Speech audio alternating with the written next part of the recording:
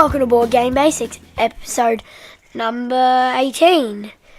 I'm Patrick. And I'm Robert. Each episode we'll try and talk about a board game and a card game. This week we're talking about Forbidden Island and... What was the other one we were going to talk about? For Sale. Yeah, For Sale. That's one we don't actually own. No. Hosting for this episode is provided by Gameology, Australia's largest gaming warehouse. Thank you very much to Gameology for their support. So you're sounding a bit nasally there, Patrick. You got a bit of a cold? Been having to blow my nose ages. Yeah, I don't know what. It's that time of year just before summer. You get all these little bugs going around. Anyway, and we've been so busy. Christmas parties, birthday parties, everything. Concerts. So we're late again recording this, but anyway. Yesterday we weren't home very much. No. So we couldn't record. No, we couldn't record. So hopefully that doesn't go on for too long with your nose. Should we just get into it? Yeah. Oh. And now we're going to talk about Forbidden Island. It's a game for 2 to 4 players. Takes 30 minutes, age 10 plus. Community says it's age plus. Weight 1.74 and it's best with 4. Yeah. It's rated at 6.8 on BGG. You rated it at 7. But the community say you can play at 1 to 4, so you can play this solo. Yeah, that's what you did that with Yeah, Forbidden done that. Desert. Yeah. This game's designed by Matt Leacock, who Isn't that the one that did Forbidden Desert? Yes, and also Pandemic. Oh yeah. And some others. So we got you this one for your birthday, or was it Father's Day or something? Father's Day. Yeah. Yes. Because we were at we stayed at a holiday house. We were at a I think it was like Imagine or something, and had that there. Oh right, at a shop. Yeah. So you thought, oh, let's get this. I think it was my idea. Now, on BGG here, there's a little bit of a description. Do you want to? Oh, and yes, I'll talk about that after. Okay, yeah, go on. Do you want to talk about that on the description up here? Forbidden Island is a visually stunning cooperative board game. Instead of winning by competing with other players, like most games, everyone must work together to win the game. Players take turns moving their pawns around the island, which is built by arranging the many beautiful screen-printed tiles before play begins. As the game progresses, more and more island tiles sink, becoming unavailable, and the Where are you? pace increases. Oh yeah. Players use strategies to keep the island from sinking while trying to collect the treasures and items. As the water level rises, it gets more difficult. And sacrifices Must be made. That's what they say in there. So I'm just going to say about the little things that you have to find. Yeah. So I think this one you find in the Moon and Sun Temple. It's a rock. It's like this statue thing. Yeah. And it's got like half of it broken off. And it's got like this crystal looking thing popping out of it. Yeah, so that one is called the Earth Stone. So there's 4... Yeah, so that's the... There's 4 elements or 4 things that you're after. The Earth Stone, the Crystal of Fire, the Statue of Wind, and the Ocean's Chalice. They're so cool, these pieces, aren't they? So the one that I'm looking at right now is the Statue of Wind. Mm-hmm. And this one you find in gardens. Right. Yeah. And these pieces, because they're quite big pieces, little miniatures. And the only problem is when you put them on the board, somebody comes along and starts playing with them. Mika. Hello, Mika. Like on Forbidden Desert, next thing the planes disappeared. And then the Ocean Chalice can be found at Crystal Palace or Tidal Palace. And then the fire one can be found in Cave of Embers or Cave of Shadows. That's when they're out on the board, when you lay the tiles out. Yeah, and if you collect them, if you collect all 4, you want to get back to Fool's Landing. So basically, you're on an island. I think it's the way that they say? And you need to The island starts to sink. find these items in the island before it all gets sunk and lost And forever. they only get sunk if they only get lost if their card gets pulled out twice and they're on the blue side, Yeah. and then they go out. So the object, your team of adventurers must work together to keep the island from sinking. In order to buy enough time to capture the treasures, because that's the idea of the game, you've got to get the treasures. You've got to capture them, and then you've got to make it to the Fool's Landing so that you can escape by helicopter. But if it sinks before then, you lose. Not good. Now, to set up the game, do you want to talk about the setup? So there are the little tiles. So The land tiles, they're about... shuffle the small 24 coasters. island tiles and randomly place them face up, non-blue and white side. Yep, they're double-sided. One is a waterlogged side, and the other side is a very colourful side. Yeah. That side's flooded, but you can still... Yeah, it's flooded. that means you got a chance to get them back. Okay, so... Into you- our grid as follows. First, make a 4x4 square of tiles in the centre of the playing area, which Yeah. is in the middle. Yeah, the 4x4. And then you add 2 on top. Then place 2 tiles next to each of the middle 2 tiles on every side of the square. Important note, leave a small gap between the tiles. This forms Forbidden Island, and your pawns will move on it like a game board. And you've actually got a specific starting place. Like, let's say I'm the red here. I got to start at Bronze Gate. Oh, right, okay. And then if Yeah, I'm I the forgot about blue, that. I start at Fool's Landing because Yep. they control the helicopter. So all those tiles If are... I'm white, I start at silver, yellow, gold gate. Oh, that's Silver Gate, Fool's Landing. So Silver Gate, Fool's Landing, Gold Gate, So then basically you have your Copper Gate, Iron Gate. island set up. Hold on, just let me go here. You have your island set That's up. all of them. Then you have another set of cards, which are your treasure cards, and that's where you can collect sets of treasure cards. We'll get to them in a sec. And then there's a flood deck. The flood deck is another stack of cards. Like if we talk about them first, Water rises. that's right. So they have it's a one for each tile on the board. So when you turn over 2 of those cards, you might first turn over the Crimson Forest. The Crimson Forest then needs to be turned to the water side, which means it's almost sunk. If it's on the water side already, that gets removed from the game. Womp womp. Only who Hope gets you didn't removed. need it. Then you turn over another one. In this case, I turned over Observatory. But there are 3 cards in this stack of, what do they call them? Flood deck. That have... None of them. That's not the flood deck. Oh, yeah. Oh, that is, but where are they? They're in the other deck, Daddy. Oh, yeah, okay. They're in the treasure deck. They're supposed to be in there. Like So in- that's right, because these they're are actually always flooding. supposed to be in the treasure deck, like in Forbidden Desert. They go in there, so if you draw one, you lose a card, but the water rises. That's right. So then you have your treasure deck. You've got your water rise cards.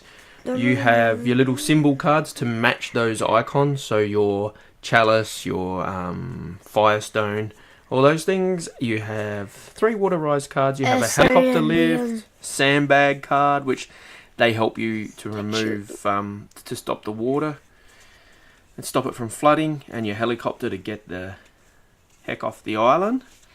And to collect those items, you need to get... Is it a set of 4 cards? You're only allowed to have... Yeah, you have to have 4 of it to get it. Once you collect But then 4 you have of to one get to the colour- place where it is. Yes.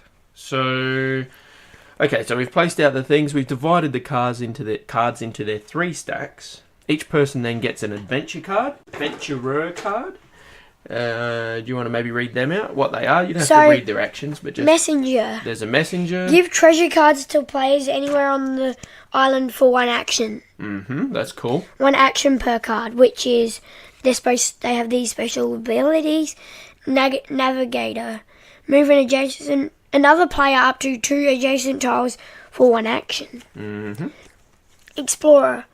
Move and or shore up diagonally. Mm-hmm. Diver. Move through 1 or more adjacent flooded and or missing tiles for 1 action. Must end your turn on a tile. That's a good one. Yep. Pilot. This is the blue one. That starts at 4. Once per turn, fly to any tile on the island for 1 action. Right. Engineer. Shore up 2 tiles for 1 action. So there you go. So each player starts with one of those. That's their special action that they get on there. Now on the back of those cards, they give you the little Actions that order you of can do. play card. So And actions that you do. then you begin the game. Well, first of all, the island starts to sink straight away. So you shuffle the flood deck, place it face down, and you draw the top 6 cards one at a time. Place them face up next to the draw pile to form the flood discard pile. For each card that you draw off of that pile, you flip that island tile over to its flooded side. So the island starts with 6 already blue and white. We all take our players. Well, you die when you get past 5. That's not good. You then shuffle the treasure deck, deal out 2 cards to each player. So then you might get a helicopter, you might get a chalice card. Remembering We normally choose which one we want to be. Yeah. You mean which person, which explorer, yeah. So then you get an advantage of choosing the one. Otherwise, if you don't get one that you really need, that's not that great. And also, you might not be able to do its ability. If you were to be dealt a Water Rises card, you can't have that at this point, so it's got to go back in and shuffled up. Set the water level. Now, this is where you get your difficulty for the game. You can start it at normal, which starts on 2. You can start it on Elite, which starts on 3. The first one's Novice. 2. Novice, yeah. Depends. What's the fourth one? Legendary. And we haven't done that one. So there isn't another side for like the 2. No, that's the desert one. Okay, order of play. So once all the business is taken care of, you're starting the game. Everyone's starting with a couple of cards as well in their pile that they're trying to collect the treasures to win the game. So the first player who last visited an island gets to go first in this one. Australia, is it an island? Yeah. No, it's a continent, actually. Oh, well, there's some debate about that, actually. But anyway, that's another story. So you get to take up to 3 actions. So you take 3 actions. So it might be move, shore up.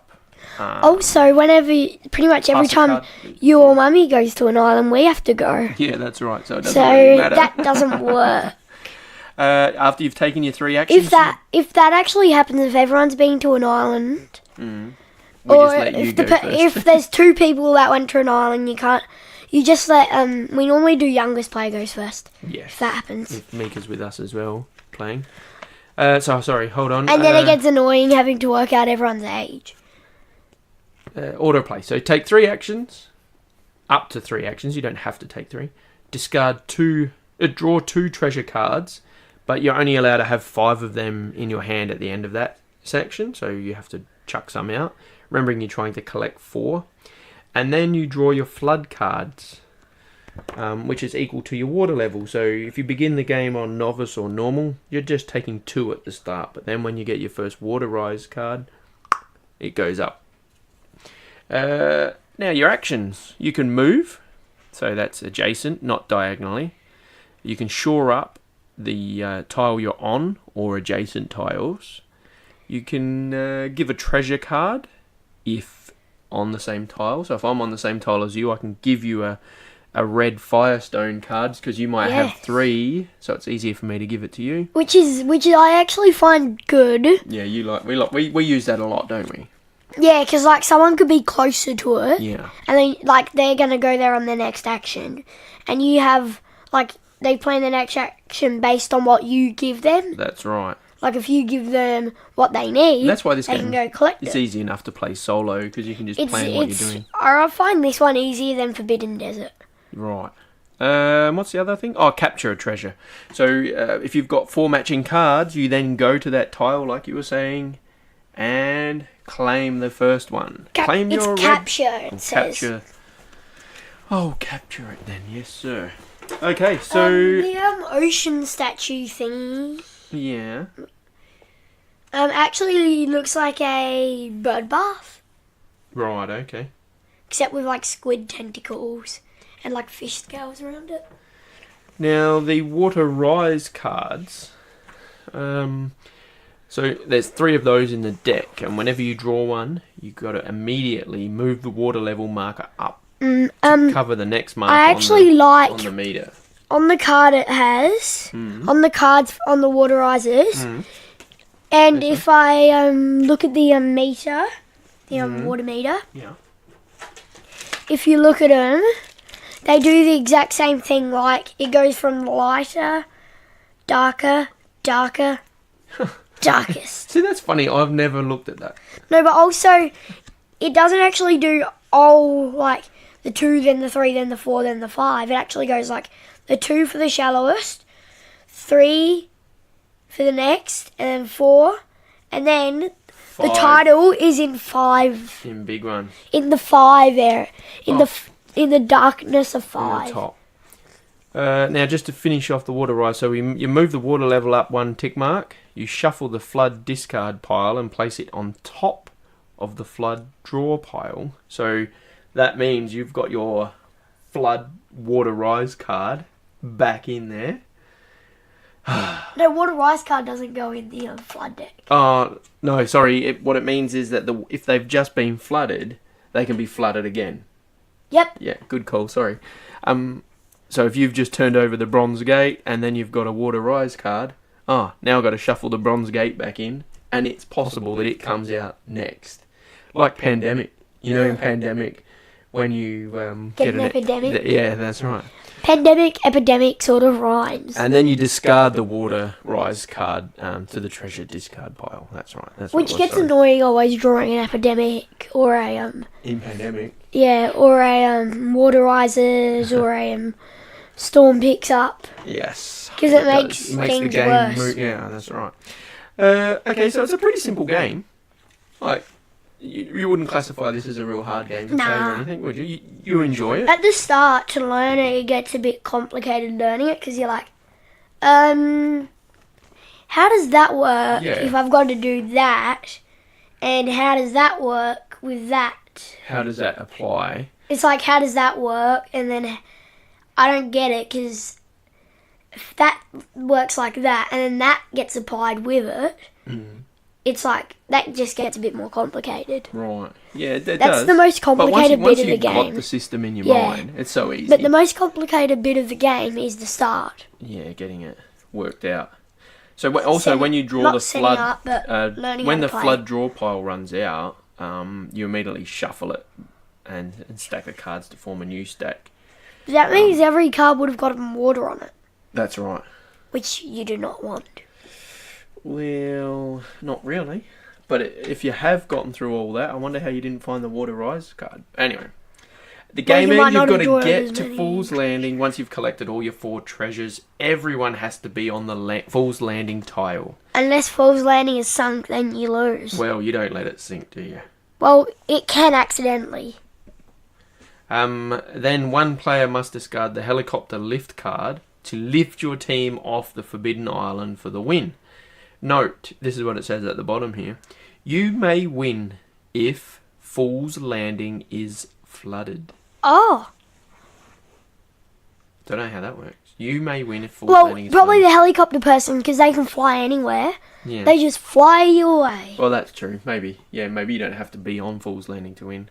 Yeah, that's what it would But mean. if it's we always there, save it, though. But if it's there, you have to use it. But if it isn't, you just go, let's all get here, and then someone can use the helicopter lift.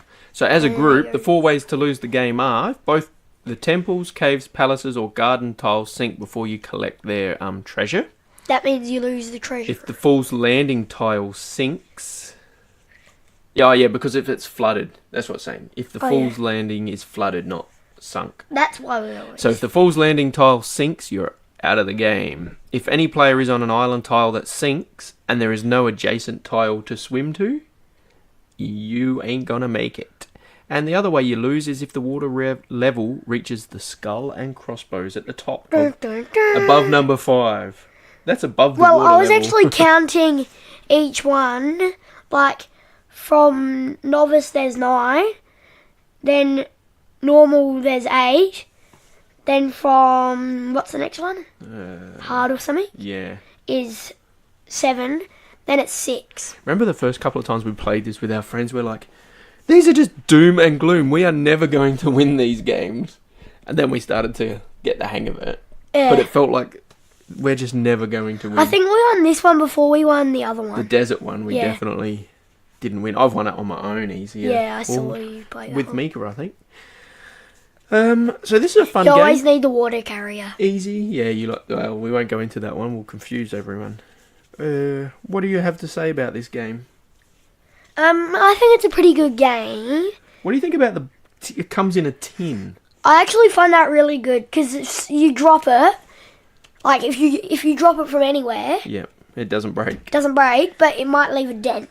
What about the downside of the tin? The lid Downside, pops off. dents pops off. Yeah, so it's different. You know, they're bringing out a third one in the series, Forbidden Sky, and that won't be in a tin. So we're going to have the Forbidden Desert, Forbidden Island, and the Forbidden Sky is out about now, but that will not be in a tin. You know when someone wants to play Forbidden Island or Forbidden Desert, Mm-hmm. you hear this dink, dink, dink.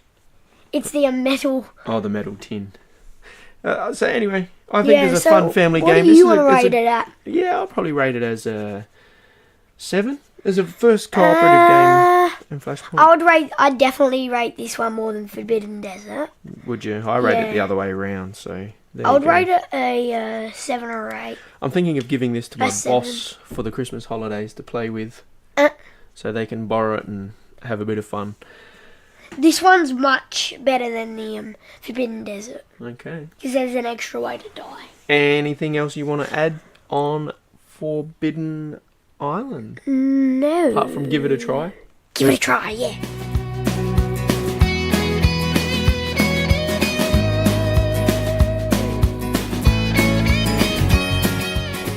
Okay, so now we're going to talk about For Sale. Yes. Now we don't actually own No, this. we don't.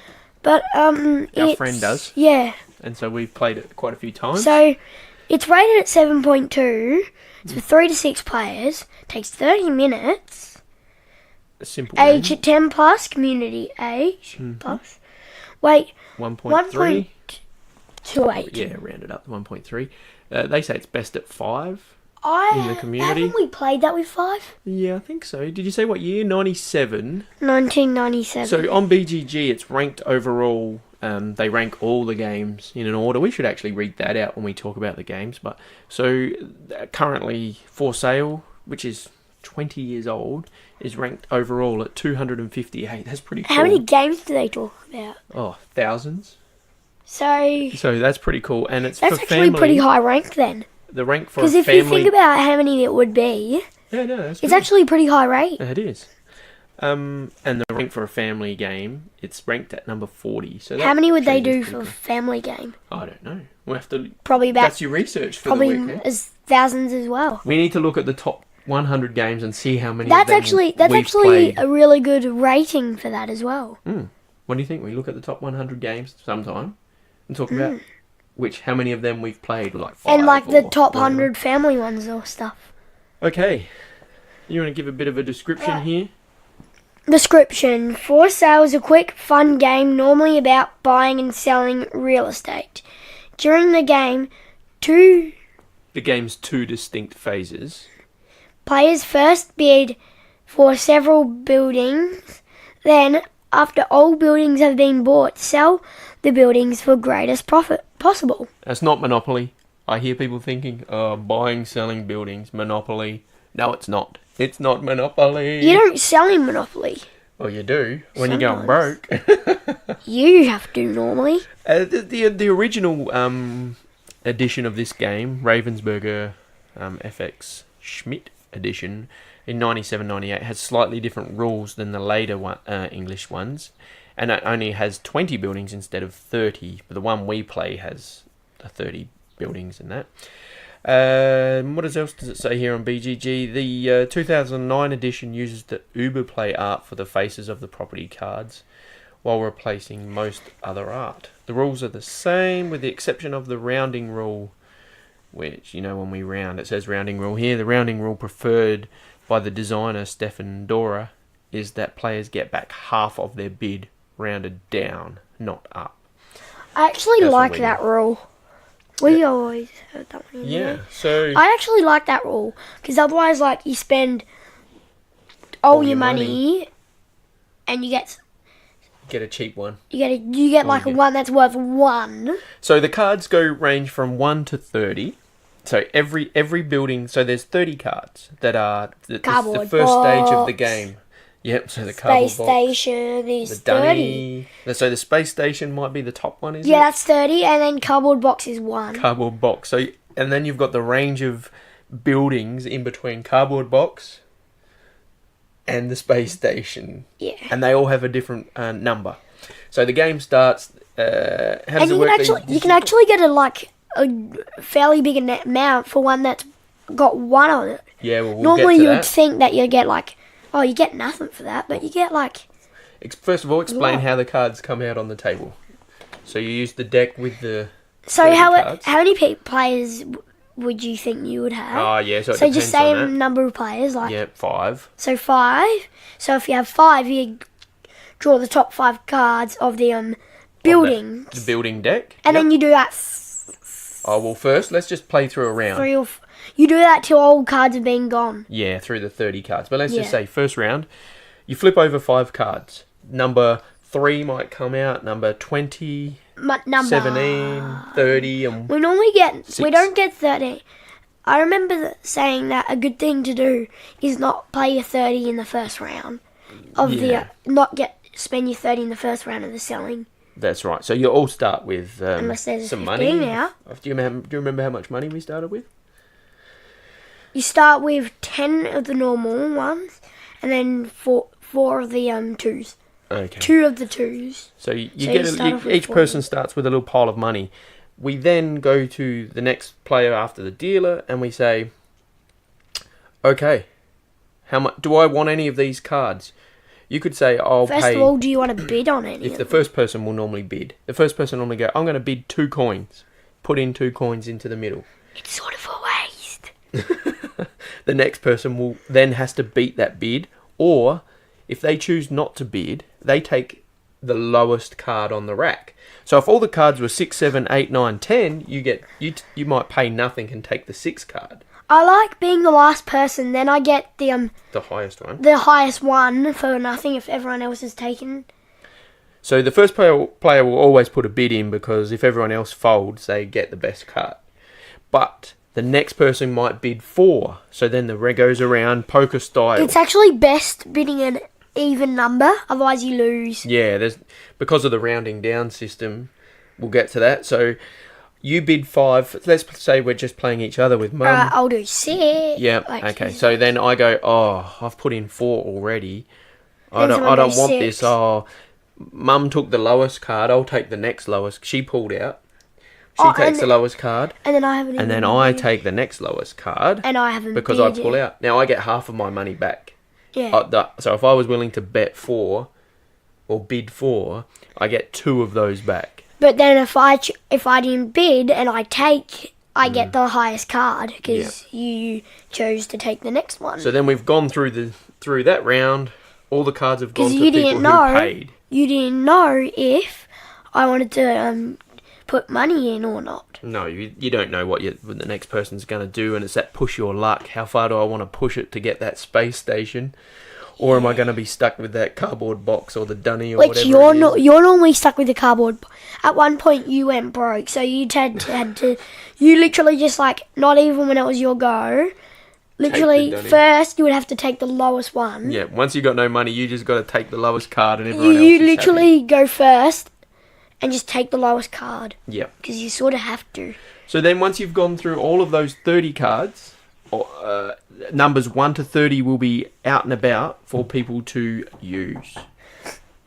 And then comes the next part of the game with the selling. The selling. So you have your 6 cards in So your there might hand be or like whatever. a 15. You might have 1,000 1, coming out. 7, 10, 30. 30. So if you've got 30, you know you've got a guaranteed win. Or if you're playing a hand and someone else has spent their 30 and you've got 29, you know you've got a guaranteed win. So you want to try and remember what cards people have And when they play them. Oh! Because the next part is there's the money deck, in a sense, which Yeah, has the that's same the amount of selling cards. Yeah, the phase. selling deck.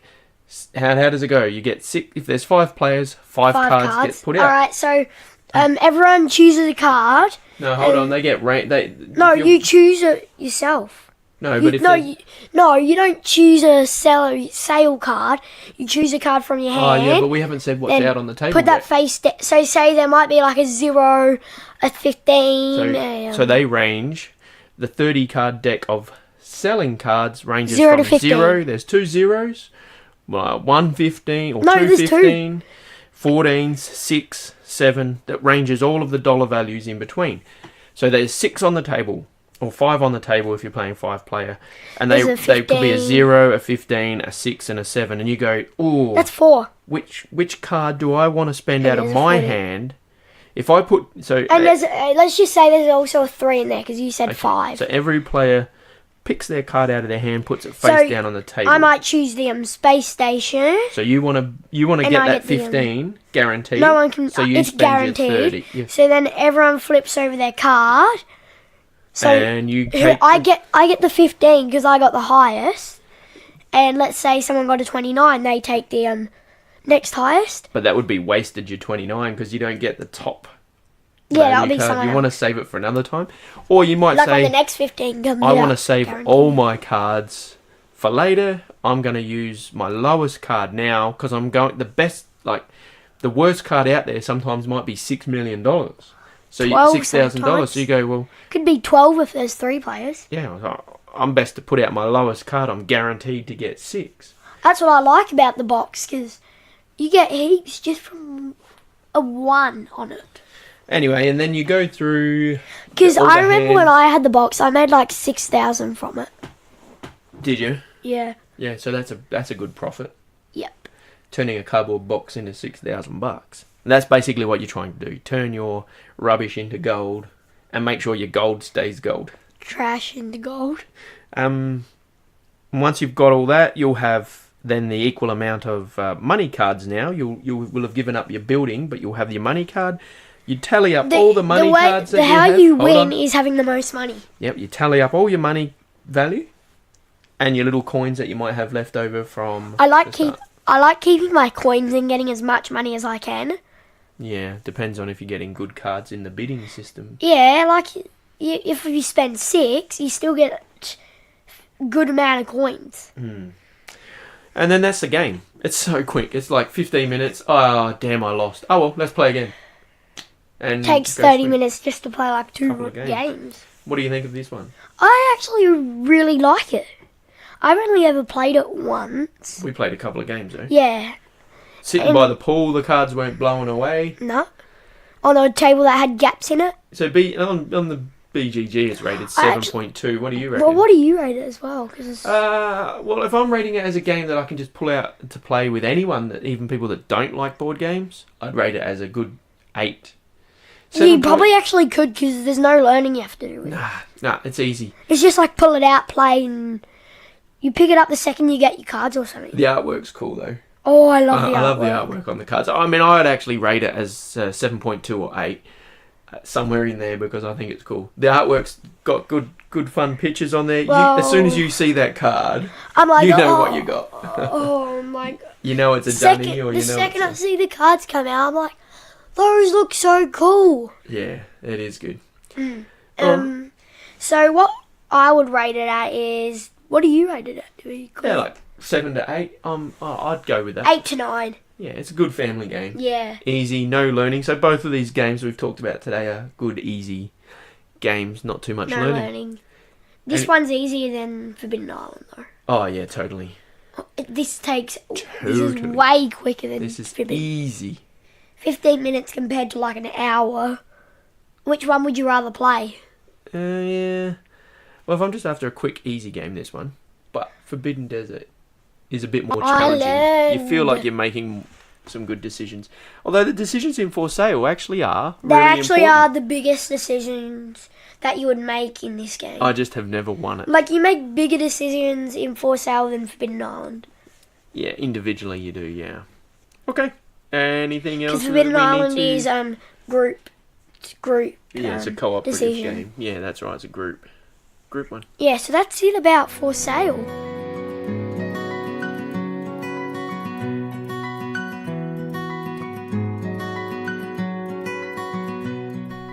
Now, of those two games, Sir Patrick, which one would you prefer to play? For Sale, probably. Oh, so, yeah. Quick, easy. But- hard to. So if we were going to go play a game right now, what would you choose? I'd do For Sale, but we don't have it. Yeah, okay. Maybe that's why you'd choose it.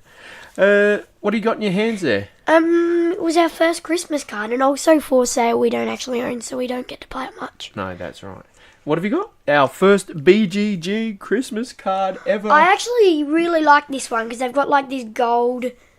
It's like their book covering stuff, and then they've got all these board game things in it. So like, this was a homemade card and that we then there's received from this, America. Meeple with like reindeers and all that stuff on it. Yeah. They put they made it like Rudolph. A Rudolph Meeple. It's A all Rudolph, handmade, Daddy, the a whole Rudolph. A Rudolph. So they've handmade the card that with a big meeple on the front out of Christmas stuff, and then And then all they have pictures of- all the pictures of all the games we have. What games? And we said, how did you know? We found all the games. They're all ones we like. We said to the lady, and she said, well, "That's because I looked on your games that you own page." That's cheeky. That was so cool. So, and she put the pictures on there. I'll read out. All little I'll say the pictures and what game they're from. Yeah. So first we have the Garden Bean from Bonanza. Bonanza. Haven't Yeah. talked about that, and then we got a 5 red from Uno. Oh yeah. The Turtle Clan, the Green Turtle Clan from Rising Sun. Yeah. A dice that looks like it's from Flashpoint. That one. A pawn from Sushi Go. Sushi Go or something, you think? Or yeah. This game. Huh? Oh yeah, or Forbidden Island. Yeah. Or Forbidden Desert. And then there's Machikoro, the mountain area. Yeah. Keep going. What Ticket else? to Ride, the Green Train. Your Ticket to Ride trains that you And love. then there's next is what's that clan? Oh, Koi Clan. You don't need to remember them all. Koi There's Clan Carcassonne, from, there's Bonanza, Ticket to Ride, Flashpoint, Machikoro. Oh, Charterstone. Charterstone. You said that was something different, and I said Charterstone. Oh, I know. This Christmas card was great that the Why? lady has made us. I don't know what the green dice is from. Does this make you think next year we need to maybe do something like this? Yeah, Get only some if we can pictures find and the put 'em on a game Yeah. thing. Or you could just make your own one. Anyway, we didn't do that with our It Christmas would be cards. It would be Mika's hard really finding a drawing. picture for crossbows and catapults for that. Oh yeah, crossbows and catapults. Yeah, for our game, remember Mika did the drawing in there. And I you did as one well. I did 2 you or wrote 3. on them. So anyway, that was cool. We've never done the Christmas card exchange before from BGG. Yeah, and and we've got another one waiting out there to be open. We've got 11 more. We've got to 11 to wait come. for our mum to get. The one we need to open with Mum. We won't do it without her. We have to do it tomorrow because she's going to get Late home when we're in bed. Yeah. So that was from Canada, the one out there. So that'll be good. Yeah, that's one of the... I drew on a card that went to Canada. And while we're talking about Not that family, though. BGG, that reminds me that there's the Patreon support on BGG at the moment. If you spend $15 you get So how many Australian dollars? we came out to 22 by the time the exchange went over, so it's a fair investment. But what you do is you're basically donating $15 or $20 for us for them to keep operating their site, which I think we get our money's worth out of with all the time. Yeah, 'cause we nearly don't we've buy actually- games without looking, or We've got these microphones here, and then we've got the computer and stuff like that. so we end up using BGG. Yeah, if that works out, that's actually a money's worth of it. I think Like, you so. get your money out of it because what you need to do a podcast is a lot. You do need a lot. Especially because you need to have the board games and stuff to be able to do it as well. For you to be able to look up there and do that. Oh, also, we get 1,000 Geek Gold at the end of the year. So if you support them, you get 1,000 Geek Gold. So that's going to be helpful. And that leads me to the other thing I was going to say. I've had a little thingy over the last couple of episodes, but this time I'll do it in the show and we'll see if anyone actually emails. If you email and say that you heard me say about Geek Gold on here, how much should we give? How about 200 Geek Gold? Yeah, because we have plenty. Well, I don't have that much. We had to buy it. It will give 200 Geek Gold if someone emails me and says... Which is worth a lot of money. The first person that emails us and says, Geek Gold, love it. Could we have some? And we'll... First person only, 200 this should Geek be Gold. the thing. So Geek Gold, how much was it? 200? No, not 200. How much do we receive? Geek Gold 1,000. Yeah. 200. No, can't give it all away. We need some of No, it. Geek Gold 200. Oh, Geek Gold 200. Because the 1,000 yeah. that we get at the end. Anyway, we'll see if anyone listens to this and then emails us and says, So, I'll have 200 Geek Gold. The code is... What you got to do... 200 GG. No, Geek Gold 200. Okay, alright. Well, you're the boss. First person. First person. Okay. The other thing is on Kickstarter, Awkward Guests, which is... That means we're going to be giving away Scrabble cards when that happens. When that happens, yes, because we said once we get to... 10 and we've 10 got emails. 9. We just need the Geek You Gold want one more one. email, don't you? So you can give away Scrabble cards. Or Geek Gold if it's overseas, because it'll be too much to post overseas. We've Awkward already paid Guests heaps is of on posts. Kickstarter. It's nearly ending, but that's a game you might be able to late pledge it. That's been reprinted, like what Cluedo should have been. I think they're saying Tom Vassell from the Dice Tower has put his support right behind this to get this made, and it sounds like an awesome game. When Caitlin comes in to talk about Cluedo one day, she's the one that should be buying this. What else? How about our email? You want to say what our email address is, even though it'll be in the show notes? What is our email address? Our email is boardgamebasics@outlook.com. And we really would love to hear from you. We don't care what you want to say, And then, but it would be great to hear from anyone. Twitter is BGB at board, capital B for board, game, basic Oh, 1. pardon you. Oops. So that's board game Basic BGG. 1. It's in the show notes. BGB Down the bottom of the... at board game basic Yep. 1. Yep. Capital B for board. If you're listening to this on your podcast, it'll be down on the show notes. Yes. All right. Well, I think you need to wind us up with what you need to say to get us out of here. And Hosting for this episode is provided by Gameology, Australia's largest gaming warehouse. Thank you, Gameology. Thank you, Gameology. We've loved the support. So thanks for listening. So that's bye from me. And bye from me.